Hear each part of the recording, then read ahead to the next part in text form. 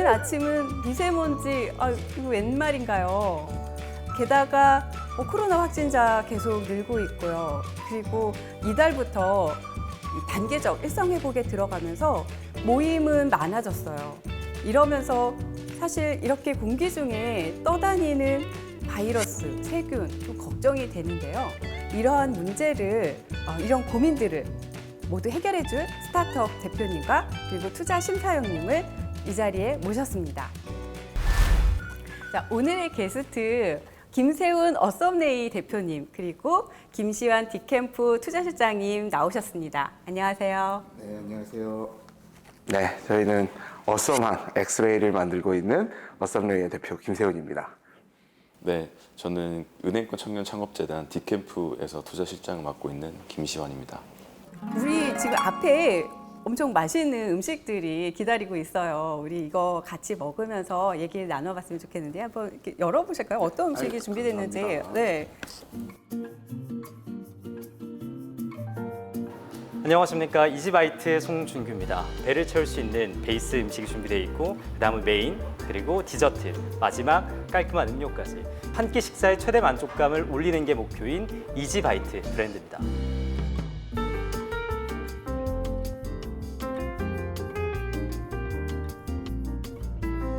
보니까 엄청 푸짐한데요? 조금 다르네요, 근데.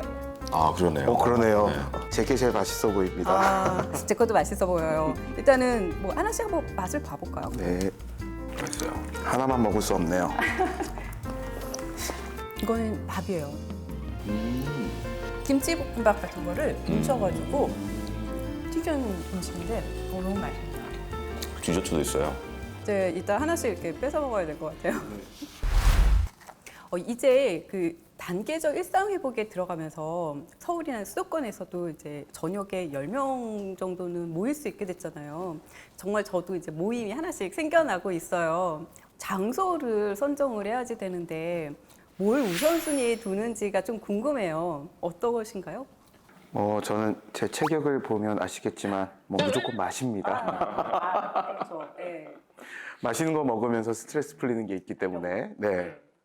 저는 뭐 이렇게 같이 만나는 멤버들 조합을 봐서 분위기, 분위기. 그 분위기 맞는 곳. 네. 사실 저도 어디서 모이자 그러면 어디 맛집 이렇게 검색을 하거든요. 맛집을 찾아가는 게 이제 당연하다라고 생각을 했는데 코로나 때문에 약간 이게 바뀌고 있어요. 그래서 맛도 중요한데 일단 독립된 공간. 저는 좀 독립된 공간이 있거나 천정이 높거나 테이블이 좀 이렇게 널찍하게 이렇게 거리가 충분히 있는 그런 데를 좀 선택을 하게 되는 것 같아요. 두 분도 그런 걸 이렇게 좀 생각하고 계시지 않을까요? 저는 당연히 하고 있는 일이 그쪽 관련돼 있다 보니까 습관이 생겼어요.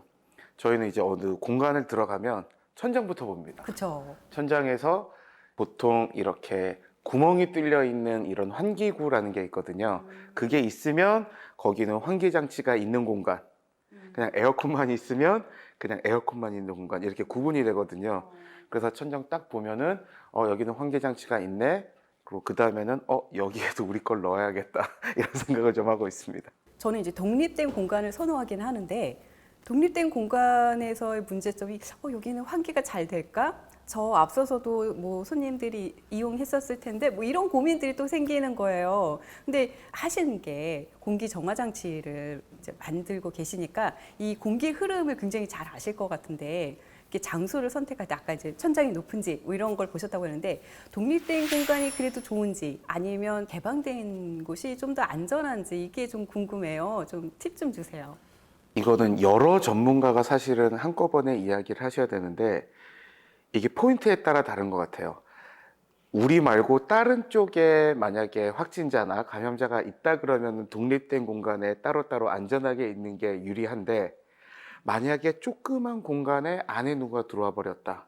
그럼 그 안에서 감염될 확률은 훨씬 더 높아지죠. 그래서 어떻게 보면 작은 게 좋고 어떻게 보면 넓은 게 좋고 또 어떤 때는 저희가 비말 감염 뭐 이런 얘기를 많이 하잖아요. 기침을 하면 1, 2m 정도만 날아가는데 만약에 문을 닫아놓고 에어컨을 엄청 세게 틀었다.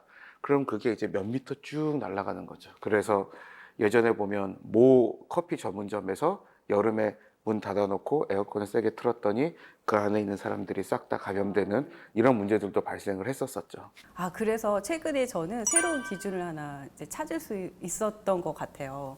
이 어썸레이의 공기 정화 장치가 설치된 곳이면 좀 안전하지 않을까 이런 생각을 해요. 왜냐하면 제가 듣기로 공기 살균을 해준다 이런 얘기를 들었거든요. 일반 공기청정기랑 어썸레이의 공기 정화 장치 뭐가 다른지 좀 설명 좀 해주세요. 많은 분들이 알고 계시는 공기청정기는 기본적으로는 뭐 미세먼지 잡는 게 최우선입니다. 또 그 다음은 대표적으로 이제 UV 램프라고 보라색 불빛이 나는 이렇게 벽에 걸리거나 하는 공기 살균기라는 게 있었어요. 근데 그거는 두 개 다 일부 이런 영역에만 처리가 가능한 거였었거든요. 그래서 뭐 몇십 평의 공간을 이렇게 커버하거나 이러기는 좀 힘들었었습니다. 근데 저희는 실제로 천장에 있는 이런 환기 장치를 사용을 하면 그거는 공기를 이렇게 위아래로 섞거든요. 그러면 일단 공기는 섞을 수가 있기 때문에 우리는 그쪽에다가 장치를 하나 만들어 보자 였었고, 마스크를 쓰면 저희 엄청 답답하잖아요. 그렇죠. 그러면 예를 들면 빌딩에도 마스크를 씌우고 싶은데 그러면 빌딩이 숨을 못 쉽니다. 네네. 그래서 이런 환기 장치는 환기가 우선이지 정화가 우선은 아니었어요. 그래서 저희는 필터가 아니기 때문에 공기는 왔다 갔다 할 수 있는데 저희만의 새로운 기술을 가지고 그 공기에 지나가고 있는 미세먼지, 네. 세균, 바이러스를 이렇게 붙잡는 기술인 거죠. 그렇기 때문에 최근에는 더 좋은 필터도 나오고 바람을 더 세게 하는 환기 장치도 나오긴 하지만 저희의 뭐 특징 중에 하나는 아주 옛날에 노후된 건물의 환기 장치에도 추가로 설치해서 잡을 수 있는 이제 그러한 장치인 거죠. 네. 그러면 오늘처럼 이렇게 미세먼지 많은 날에도 환기 장치를 이제 돌려가지고 미세먼지는 거기 들어오기 전에 잡아주고 내부에 있는 나쁜 공기는 내보내주고 네. 이런 이제 역할을 할 수 있는 네, 거네요. 맞습니다. 어썸레이의 공기 정화 장치가 실제로 설치된 곳들이 있다고 들었어요. 건능역에 있는 딕캠프에 가장 먼저 설치가 된 것으로 제가 알고 있는데, 게다가 지금 그 공덕역에도 있는 프론트원에도 설치가 돼 있다고 제가 들었는데 좀 설명 좀 자세하게 해주세요. 네. 네, 저희 선릉에 있는 딕캠프에 저희가 입주사들이 많이 있다 보니까 입주사분들, 임직원분들이 식사를 안에서 하시거든요. 그리고 음식물이 남잖아요. 네. 그러면 그 음식물을 처리하는 기계가 있는데 거기서 처리하는 과정에서 미세먼지가 많이 나올 것 같아가지고 음식물 처리하는 기계가 있는 그쪽 방면에 하나 설치한 게 있고, 공덕역 앞에 있는 프론트원 같은 경우에는 임직원들이 자녀를 데려올 수 있도록 1층에 키즈룸이 있어요. 애기들이 아무래도 조금 더 민감할 수 있기 때문에 그 키즈룸 안에 우리 어썸레이의 공기정화 장치를 저희가 설치를 했습니다. 데이터가 궁금해요. 그렇죠? 네. 대표님, 네. 설치된 곳과 안 된 곳, 이 차이가 어떤 보통 정도 되는지. 공기 정화 장치다 아니면 뭐 청정기다 설치하면 첫날 데이터를 주고 그다음부터 안 주세요. 보통 첫날은 잘 나오니까. 네. 딕캠프나 프론트원 같은 경우에는 24시간 설치 시점부터 지금까지 모든 데이터를 확보를 하고 있습니다. 왜냐하면 저희는 없애는 회사이기도 하지만 원래 있는 거에 대해서 잘 알아야지 효율적으로 그걸 더 없앨 수가 있기 때문에 저희는 그 둘 다를 하고 있는데, 그 키주전을 말씀드려 보면 겨울이 되면 미세먼지가 뭐 이제 100 넘게 올라갈 거예요. 근데 저희가 올 봄에 설치했는데 봄은 사실 높았을 때 3, 40 정도까지 올라갑니다. 근데 키즈존이 이제 여러 가지 편의성 때문에 1층에 있어요. 그 대로변 1층에. 네. 그런데 거기는 이제 공족이라 그러죠. 이 공기가 도는 시간이 새벽 6시부터 밤 8시까지거든요. 그러고 나면 공조기가 꺼집니다. 그럼 이제 저희 것도 이제 일을 안 하는 거죠. 근데 딱 켜지면은 그 주간 시간 동안에는 미세먼지가 5 수준으로 유지가 됩니다. 그러면 예를 들면 100에서 10으로 떨어뜨리는 거는 쉬울 수가 있는데 원래 미세먼지 자체가 5다, 네. 10이다. 그때도 어떻게 될까 궁금했었거든요. 근데 저희가 데이터를 보면 뭐 바깥이 한 7, 8, 그리고 로비가 5, 그럼 키즈존은 1이나 0 정도까지 내려가요. 그래서 아예 제로 상태까지 네, 이게 되는 거예요? 높든 낮든 네. 무조건 이제 효과가 있고, 처음에 이게 현장에서 진짜 효과가 있을지가 정말 궁금했었거든요. 네. 그런데 저희가 지금까지는 설치한 주요 공간은 저희가 계속해서 센서로 모니터링을 하고 있어요. 그래서 이제 실제로 효과가 있다는 것도 보이고, 한 가지 플러스로 말씀드리자면은 디캠프는 라운지 공간이거든요. 입주하시는 분들이 사용하시든. 그래서 CCTV가 없는데 저희가 알 수가 있어요. 공기질을 딱 보면 사람들이 많이 누가 왔다 3시에 갔는데. 도시락을 까드셨구나. 누가 몇 시에 출근을 하셨구나. 제가 볼 때는 무조건 저는 매력적인데 심사영님이 보셨을 때의 이 어썸네일 투자 매력은 어디에 있었던 걸까요? 지금은 그 공기 정화 장치에 대해서 이야기를 하고 있잖아요. 원래는 어썸네일은 뭐 요즘 소부장이라고 이야기하기도 하는데 그 기반 기술이 되게 좋으세요. 탄소 나노 튜브를 만드실 수 있고 대량으로 그걸 바탕으로 하실 수 있는 것들 여러 분야가 있거든요. 그 분야들 중에 하나가 지금 공기 정화인 거고, 그래서 저희는 그런 가능성, 그래서 어쨌든 환경 관련해서는 무궁무진하게 할 수가 있다. 그중에 이제 공기만 하시는 건데 그런 잠재력을 좀 높이 받고 또 이 기반 기술을 쉽게 남들 따라할 수 없어요, 절대. 예, 그래서 그런 점들이 되게 매력적으로 보여서 저희가 투자하게 됐습니다. 공기 정화 장치도 매력적인데 이거를 또 다른 산업으로도 이렇게 확장시킬 수 있는 그 기반 기술을 굉장히 높게 평가하셨다 이렇게 말씀하신 것 같은데 이 기업은 제가 봤을 때 유니콘까지 갈 것 같아요. 어떻게 보세요, 전망을? 우리한테는 안 좋은 일일 수도 있긴 한데 요즘 제가 느끼는 게 기후 변화가 엄청나게 크거든요. 그래서 이제 그게 큰 거만큼 사실은 어썸네일은 더 많은 기회가 있을 것 같아요, 저는. 그렇게 보면 사실은 저희가 예상하는 것보다 훨씬 짧은 시간에 아마 유니콘까지 갈 수 있지 않을까라고 좀 생각을 합니다. 저한테도 좀 투자 기회를 좀 주셨으면. 제가 듣기로 인증 규제가 있었다라는 얘기를 좀 들었어요. 이게 어떤 얘기인지 좀 궁금해요. 인증하고 규제는 또 약간 뭐 별개의 얘기일 것 같기는 한데, 이게 특히 기술 기반 스타트업들, 그리고 스타트업은 이제 기술 혁신을 하는 사람들이다 보니까 세상에 없었던 기계인 경우가 되게 많아요. 처음에 이제 소위 저희는 공돌이라고 표현을 하니까 공돌이들이 자기 기술로 막 상상을 하고 그걸 제품으로 만드는데 실제로 그렇게 작동을 해요. 그런데 사람들이 그래서 이 기계는 뭐야? 그러는데 기계 이름이 없어요. 왜냐하면 세상에 없었던 종류의 기계인 거죠. 그러면 품목이 없으니까 평가하는 평가법도 없고 인증 방법도 없고 이제 그런 것들이 전부 다 저희한테는 해결해야 되는 문제가 되는 거죠. 저희가 공기를 시작해서 물로 확장을 하고 있는데, 그래서 물은 처음부터 이제 학습을 한번 한 거죠. 품목이 있는 거를 정해놓고 거기에 기술을 넣자. 최근에는 이제 뭐 규제 샌드박스라든지 아니면 이런 것들 뭐 산자부나 이런 관계 부처에서 상당히 많은 프로그램들을 준비를 해주고 계세요. 특히 저희가 뭐 B2C도 있고 B2B도 있지만 B2G도 있는데 B2G는 무조건 조달 등록이 돼야 되거든요. 그럼 사실은 품목이 있어도 들어가기 힘든 게 조달인데, 조달은 우수 제품, 혁신 제품이면은 바로 조달로 인정을 해줄게 라는 제도가 있습니다. 그래서 저희가 그런 패스트 트랙을 이용을 해서 조달 등록을 이제 진행을 하고 있고, 지금 맨 마지막 최종 결과만 남은 상태입니다. 그래서 그게 되면은 저희가 사업을 확장하는 데도 좀 도움이 될 것 같고, 샌드박스랑 그런 혁신 제품 요거 같은 경우에는 이런 기술 기반 스타트업들이 규제나 인증을 이제 조금 헤쳐나가는 아주 좋은 좀 제도라고 생각을 하고 있습니다. 그래도 이제 샌드박스로 이렇게 기술 검증하고 하는데도 그 이후도 사실은 좀 어렵다 이런 얘기를 하시는 스타트업 대표님들이 계세요. 현장에서 많은 스타트업들을 지원도 하고 투자도 하시니까 그런 어려움도 같이 좀 겪으실 것 같은데 현실이 어떤가요?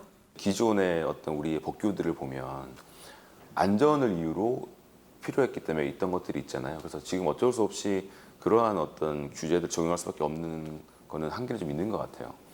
근데 이제 아무래도 혁신 기업들이 많이 나오는데 정부 부처에서는 그런 것들을 인증하고 하는 업무를 하시는 분들이 숫자가 적다 보니까 이런 혜택을 받으시는 거의 속도가 좀 느린 것 같아요. 예, 지원을 해도 좀 한참 뒤에 결과가 나오고 그런 부분만 조금 개선이 되면 충분히 잘 우리가 혁신하시는데 애로가 많이 줄어드시지 않을까라고 좀 생각을 하고 있습니다. 근데 최근에 그 해외 진출도 하셨다고. 네. 어디로 이렇게 또 수출을 하셨나요? 저희가 맨 첫 번째 시제품 설치를 코트라에 설치를 했었거든요. 네, 네.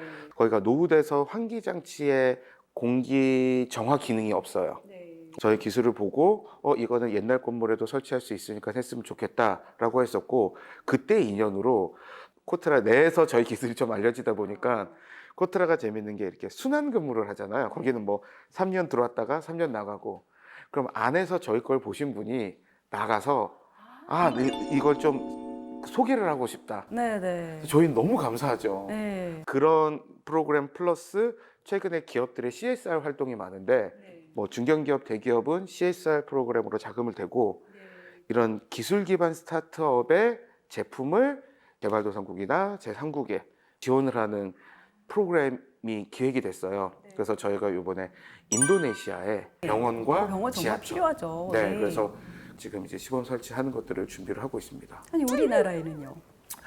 우리나라 지하철 같은 경우는 오히려 역으로 그쪽 데이터를 바탕으로 한번 이렇게 이야기를 해볼 수 있을 것 같아요. 네. 네. 우리나라에도 좀 됐으면 좋겠어요. 예. 요즘 이제 스타트업들은 플랫폼 기반의 사업들을 많이 하시는데, 사실 제조업 기반의 스타트업들이 좀 더 많아져야지 되지 않나라는 생각이 들어요. 제조업 기반의 그 스타트업들이 성장하려면 어떤 것들이 필요한지 이제 좀 얘기 나눠봤으면 싶은데. 제가 이제 이런 질문 주실 때마다 줄기차게 이렇게 밀고 있는 테마가 하나 있습니다. 저희가 지금 현재 그 인덕원에 있는 아파트형 공장에 입주를 해 있거든요. 왜냐하면 저희는 실제로 제조 라인이 있어야 되니까 전기도 되게 많이 필요하고, 뭐 경우에 따라서는 이런 가스 라인도 있어야 되고, 후드 시설도 있어야 되고, 인덕원이 제일 북쪽으로 올라올 수 있는 마지노선이에요. 그 위로는 불가능해요. 그러니까 예를 들면은 판교도 제이테크노밸리가 이제 제조업을 위한 거다. 그리고 다양한 업종들을 다 받아들이겠다. 그래서 원래 저희가 거기 들어가기로 돼 있었거든요. 갔더니 전기가 턱없이 부족하고 가스라인 놓을 수가 없어가지고 저희가 다 환불받고 나왔었거든요. 그래서 그때 꽤 많은 회사들이 우리도 판교에서 제조업을 하는 거야 하고 들어갔다가 다 나온 적이 있었거든요. 최근에 엄청나게 많은 공간들이 있어요. 그 사무 공간들은. 제가 냉정하게 보면은 약간은 이제 과잉의 시점이 온 것 같지도 않은가? 그런데 예를 들면 성수나 구로 같은 데 보면 예전에 아파트형 공장들이 되게 많거든요.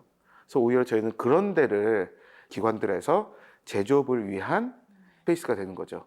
왜냐하면 스타트업은 결국 사람이 중요한데, 내려가면 내려갈수록 사람들이 안 와요. 그러니까 저희도 처음에 시작은 디캠프 강남 스타트업이었는데 네. 밑으로 내려오니까 거기는 좀 그런데요? 라는 의견들이 나오기 시작해요. 그래서 저는 이 수도권, 서울 안에도 제조업들이 초기에 세팅을 할 수 있는 약간 아파트형 공장 같은 그러한 형태의 좀 창업 공간이 이제는 좀 나올 때가 되지 않았나. 그래서 예전에 프론트원 개소식 때 네. 제가 잔칫날 오피스 공간은 이게 마지막이었으면 좋겠다. 다음번엔 이런 거 만들어주세요 해서 얘기를 했더니 다음날 기사에 제 얘기만 나가더라고요. 그래서 저는 뭐 곧 그런 게 생길 거라고 좀 기대를 하고 있습니다. 네. 저는 이제 투자하는 사람 입장에서 보면 플랫폼 회사 같은 경우에는 아무래도 지금 뭐 전 세계적인 트렌드이긴 하지만 어떤 트래픽이라던가 이런 유저 기반의 지표들을 많이 보시고 투자를 하시거든요. 근데 제조업은 좀 다른 것 같아요. 제조업은 일단 시제품이 나와야 되고 그 전에 이제 금형을 떠야 되고 이런 작업들이 기본적으로 돈이 많이 들어가잖아요.